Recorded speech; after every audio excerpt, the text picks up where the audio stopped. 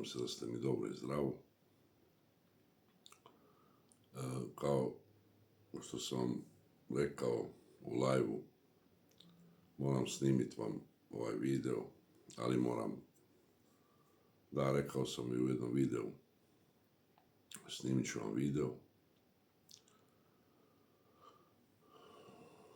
ali moram biti sam, zato što kad su mi djeca tu i žena, onda uvijek imaju oni onako se potresu i tako dalje. Nadam se da ste mi dobro i zdravo. Ovaj video hoću da vam snimim samo iz razloga da neko čuje, da se ne dovede u situaciju u koju sam se ja doveo.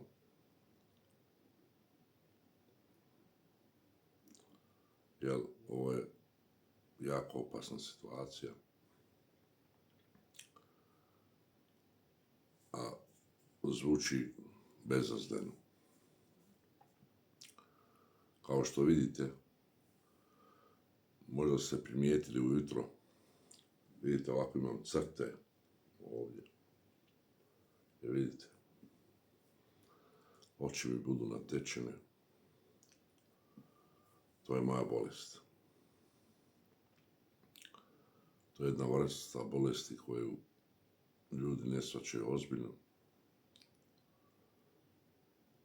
A ja ću sa vama podijeliti to, naravno, kao i sve do sada.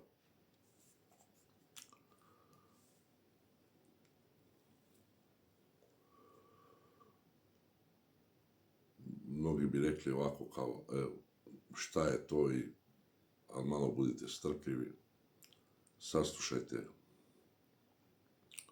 ako želite, naravno. Ja sam u tome već dugo godina, pa znam koje posljedice nosi, šta nosi svakodnevni život. Jer, kažem vam, opet vam ponavljam, to je, oprostite, to nije bezazleno, jako je opasno, ali moramo krenuti od nečega, pa ću ja krenuti ovako, onako kako je bilo, naravno. I vidite, stalno su mi oči ujutro, treba mi baš dugo vremena da mi se vrate oči na normalu, onako suze mi oči.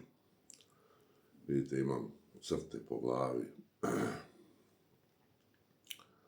Ovo vam ne snimam ja da se žalim nekome, da odmah razjasnimo to, nego inšala bil hajr, da pomognemo nekome, da neko mlad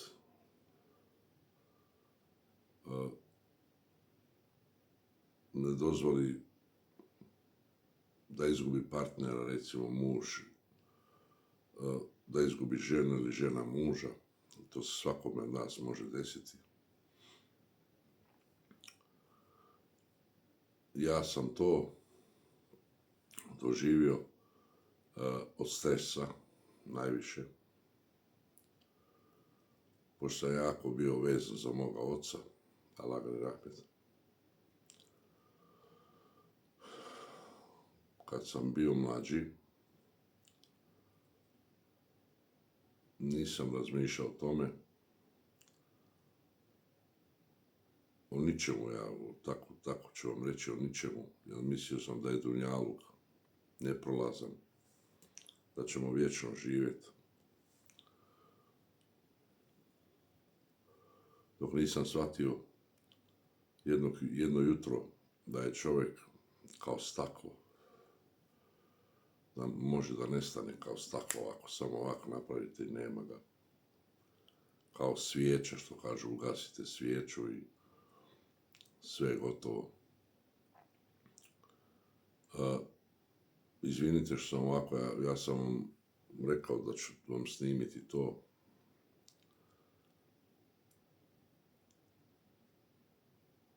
Inače ljudi neće da pričaju o tome, ja moram da pričam o tome. Ako bude pomogao ovaj video jednom čovjeku na planeti, to će biti moje zadovoljstvo. Da sam pomogao nekome. Ne moram da znam da sam pomogao, samo da neko se zapita zašto i kako, jer baš se ne priča puno o toj bolesti. Ta bolest je podla i ne znate, ako ne znate ništa o toj bolesti, može vas dovesti do smrti. Zato molim vas, saslušajte, jer nije nikakva šala, ovo je istina, ovo je moj život. Ako vam išta znači, možda nekome podijelite ovaj video ko mislite da to ima, a ne zna. Ali da krenemo, da vas ne zamaram s tim, sve će vam biti jasno. U nastavku. Otac mi se razbolio 2015. godine, u stvari 14. negdje u zimu. I to je za mene bio jako veliki udarac. Vi znate, svi dobro, svako od vas koji je imao roditelje ili koji je izgubio roditelje, da je to udarac, naravno. Onaj koji je bio jako povezan sa svojim roditeljima. Kao što znate, ja sam odrastao bez majke. Moj jedini i vjerni prijatelj je bio moj otac, Alagli Rahmet. Oprostite. Jutro ja pijem kavicu.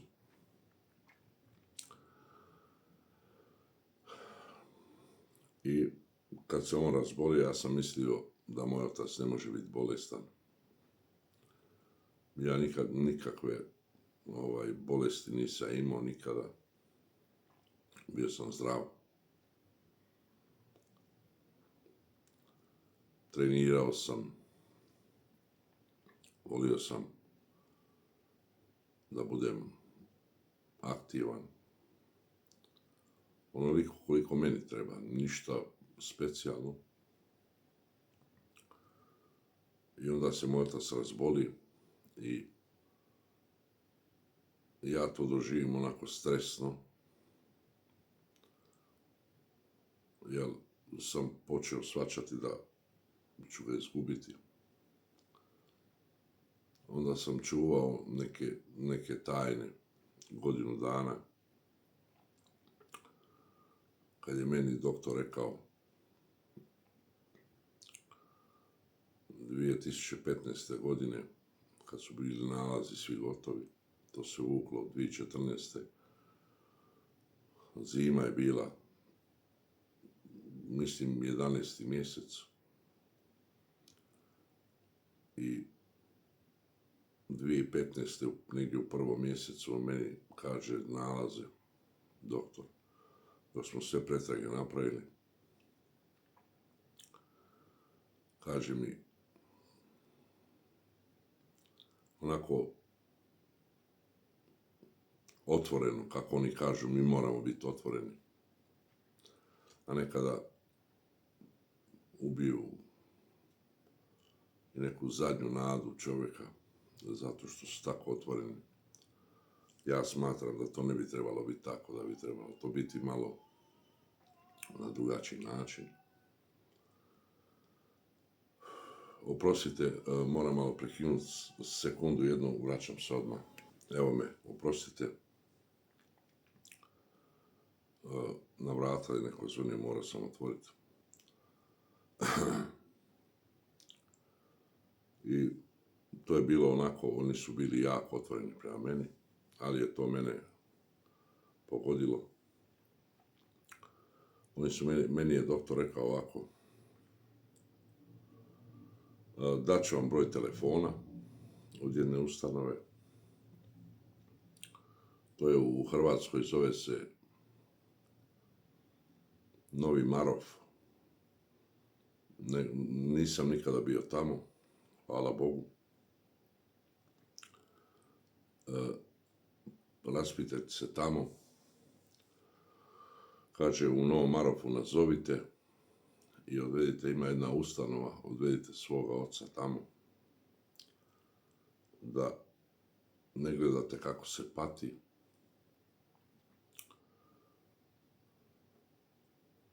Jer će umrijeti za 8 mjeseci. To je za mene bilo slom. Nisam htio da kažem nikome. Danima sam ja to držao u sebe. Bio sam jako tužan. Razočarao sam se u život. To me je slomilo. Do tada mislim da ništa me nije moglo slomiti. Ja sam bio jak. To moja žena zna. Moja djeca znaju. U to vrijeme moj Hasan imao 14 godina. I stalno me pitao šta ti je babo, šta ti je, ali ja sam to onako trpio. U sebi razočaran u životu. Moj otac je preselio 2016. godine. Sad će biti 9 godina. Za koji dan.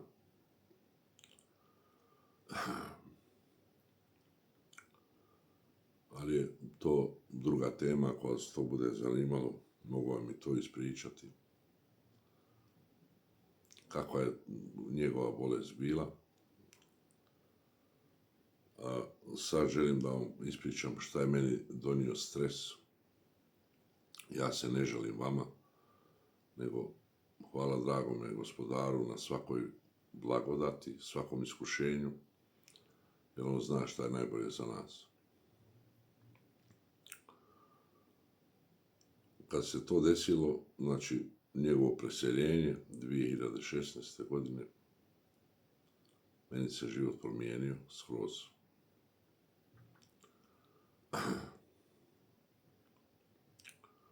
Ja sam, znači nakon sahrane možda 3 ili 5 dana osjetio neke promjene kod sebe.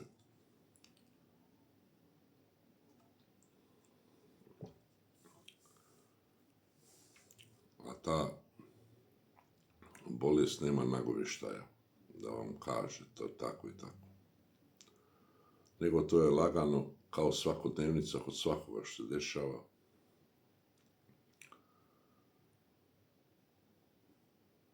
I ja sam onako vidio u jednom trenutku, morao sam ići u Njemačku kod svoga bratića. On je udavao ćerku. Svadba je bila. Mi smo trebali krenuti, ja, Jasmina i djeca ujutro, negdje u 4 sata ujutro, iz Osijeka, da krenemo, kao tako smo se dogovorili. Kao u 4, pol 5 ćemo se ustati, da popijemo kavu i krenemo polako na put. Međutim, ja dobijem neki napad, počnem se gušiti, ostanem bez zraka, izletimo van, izletim van onako na terasu, bez ikakve, tražiš pomoć, u zraku hvataš bilo šta, kao tražiš nešto, ne možeš doći sebi. Ja to ne shvatim ozbiljno, smirim se. Moja žena se potresla jako to jutro, nikada ne zaboraviti. djeca su se probudila u šoku. Mi krećemo za Njemačku i meni počinje da se dešava nešto što je meni neobjašnjivo tada, ali ja ne shvaćam šta se dešava. Ja vozim 2 sata i meni Jasmina zove me ovako, ja je pogledam, ona kaže ti si zaspao. Ja onako šok kažem, kako misliš zaspao sam? Kaže ti spavaš. Ja vozim i spavam. I tako smo se mi nekako dovukli do Njemačke. A ja sam inače uporan kad nešto obećam nekome. Rekao sam u jednom videu, ja inače volim da budem ranije negdje kad me neko zove, kad imam neki sastanak, da li je to prijateljski, poslovni, bilo kakav, ja volim da dođem ranije malo. I moja žena me molila to jutro, kaže nemoj da krećemo, nisi dobro. Ja kažem, ma nije mi ništa, to je vjerojatno od crvene paprike, začin koji stavljate, svi mi stavljamo ja kažem, to mi je bila kiselina od paprike te. Pa me zagušila ta kiselina. Međutim, sam bio u krivu. A to će se ispostaviti iste te godine. Isto to smo obavili, došli smo tu, kod tog bratića. Sve smo to obavili, vraćamo se nazad. Naše putovanje koje je trebalo trajati 10-11 sati se odužilo na 19 sati. Zato što sam ja svaki sat, 2 morao stati. Jer sam umoran, spava mi se. I tako smo mi nekako se dovukli do Osijeka. Ja kažem, nisam ispavan. Izmorilo me to, meni nije ništa. I to je prošlo, onako smirio sam se ja. Te iste godine idemo za Njemačku, hoću ja da kupim auto, jedan u Hamburgu. Sa mojim jednim najboljim prijateljem, pozdrav za brata moga.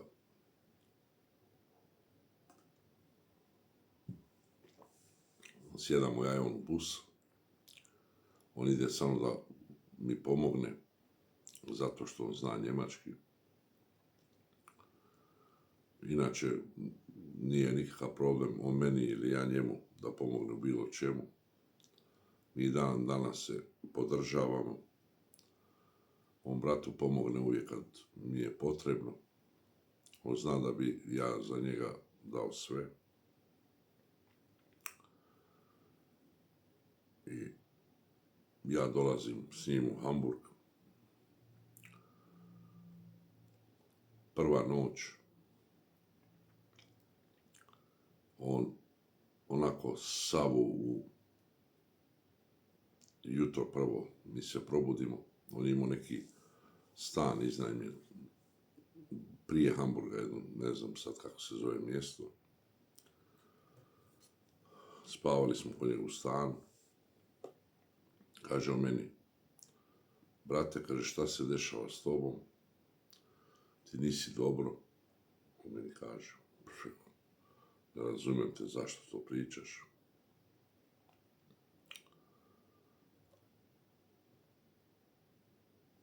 I on mene onako kaže, ok, kao, ja ljuto kažem, što pričaš ti, ja tebe ne razumijem. Ja sam dobro. Kaže, ti puno hrčeš, ali ti ne hrčeš kao normalni ljudi. Ti kao da umireš. Ja na to se nasmijem. Kažem, ma daj, nemoj pričat bez veze, pa ja sam zdrav. I on onako u brizi Kaže, ok. Pošto smo mi bili 3 dana prvo u tom gradu, on je morao da odjavi taj stan, neke papire da odjavi, on je živio u Njemačku sa ženom i s djecom, pa se vratio u Hrvatsku.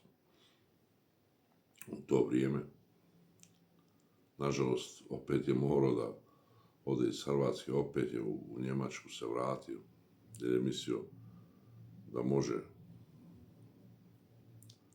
da će biti bolje kad se vrati.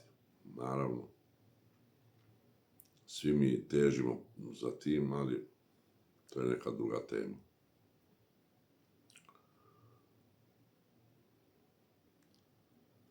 I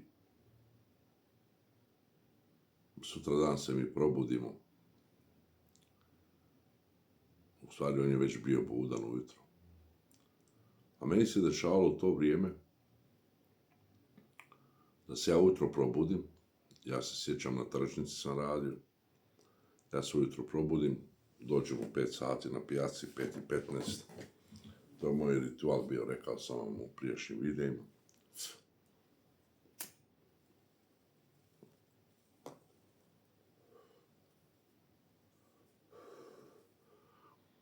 Kažem, ljudi meni onako na pijaci, kaže, brate, šta ti je? Pa ne, pojma meni, ja sam umoran, ja 6, pola 7 ujutro. Ne mogu vam opisati, ljudi, sjedim i spavam. Znači, ja sjedim ovako i meni se spava, odjednom samo počne ovako glava raditi. A normalno spavam, pod navodnicima normalno.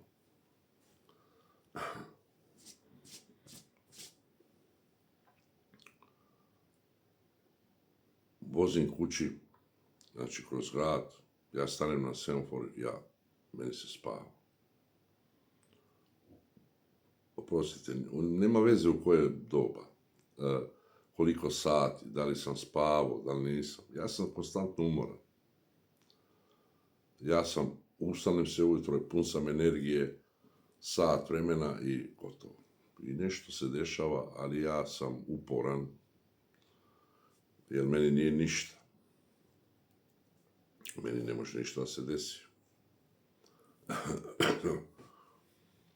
I to jutro se on probudio.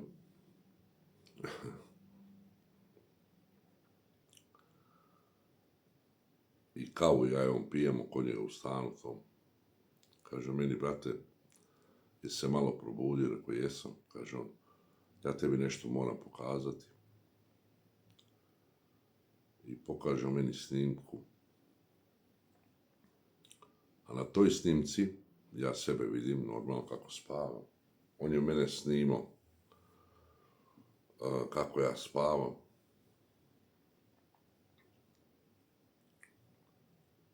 Ja na snimci kad sam se vidio, nisam odmah shvatio o čemu se radi. Ja sam čuo da hrčem. Ja kažem njemu, ne razumijem te, snimao si me kako spavam, ja hrčem. Kažem, brate, ali ti ne hrčeš normalno, pogledaj lijepo snimku. On je napravio snimku 2 minute i nešto. Ja imam još uvijek tu snimku.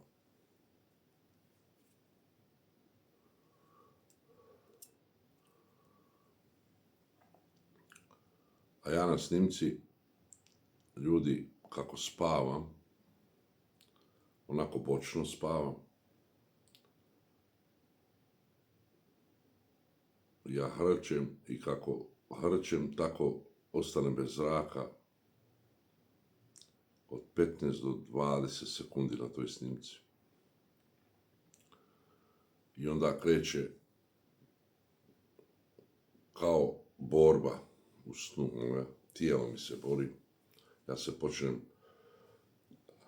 i rukama i nogama, ja cijeli, znači, radim. Zato sam ja umoran, mene zato sve boli, ja sam stalno umoran, mene tijelo boli, ne mogu da se naspavam, ja sam uvijek neispavan, ali ne znam zašto. Ja opet onako kažem njemu, ma daj, nije to ništa, to je, možda sam umoran, previše smo, dok smo došli do ovdje do tebe 30 sati, busom smo se vozili.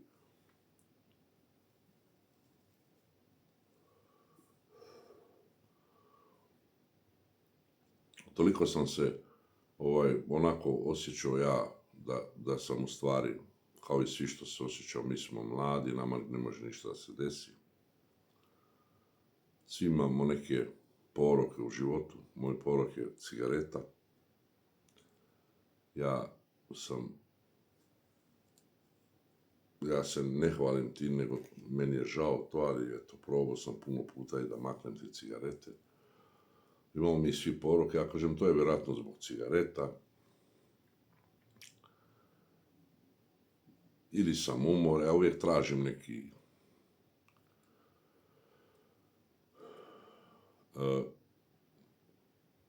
neko se žalio, više njih nemaju vremena, kako video je predugačak, kako ja snimam predugačka videa.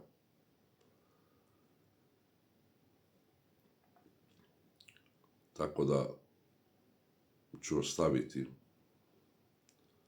ovaj video će biti iz 2 dijela.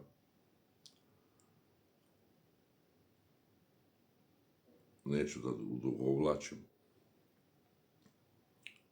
Ja se vraćam u Osijek i onda saznajem od čega sam bolestan. Naravno, ako želite da drugi dio nastavi se, vi pišite, jer daj Bože da jednom čovjeku na ovoj planeti pomogne to, a uvjeren sam da hoće. Jer ja, kad sam pričao mojim bližim prijateljima o čemu se radi, njih više je saznalo za to. Tako da, ako želite, ostanite, slijedi nastavak, naravno. Podržite ovaj video, podijelite, jer nikad ne znamo gdje nas bolest čeka i za koje kugla nas čeka. Voli vas i ljubi vaš babo, vidimo se u nastavku. Tako je bezazlena bolest, a čuda radi.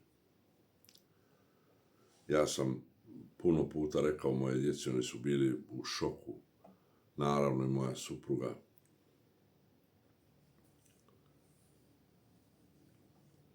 Ohrabrivali su me,